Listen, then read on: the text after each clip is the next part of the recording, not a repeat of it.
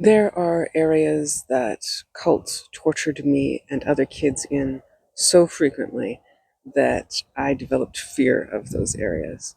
And so there are some that I would constantly avoid. And there's some that I still avoid, but I've been able to work through more and more triggers. But like, I have an aversion to graveyards and to warehouses and to basements and to heavily wooded areas and to really isolated areas of nature because of that, because of the repeated torture, the murder, and the rituals that would happen in those areas. And it makes sense to have an aversion to them.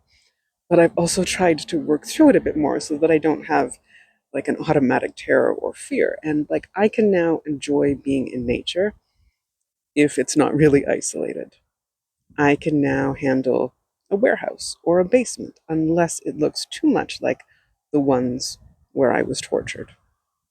And it has helped me to work through that, but I'm also really aware of those triggers.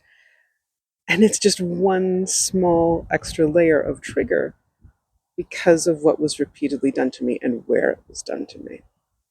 Like if I see an altar, I'm like, this doesn't feel safe, right? Because altars are used in cult torture. Churches were too, even church basements. Another reason for me to avoid churches beyond organized religion and how I can hurt people. And the way that the cult destroyed my trust in religion, although I have slowly been regaining it in spirituality, but not organized religion. But there's so many different forms of triggers because of the cult torture, and it makes sense to have them associated with areas where the cult torture would happen. And it helps when we can reclaim them.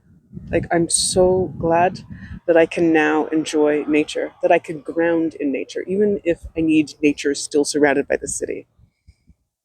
I'm so glad for that. And I hope that you also find ways to find some calm or some grounding or reclaiming some of the areas that might be hard for you to.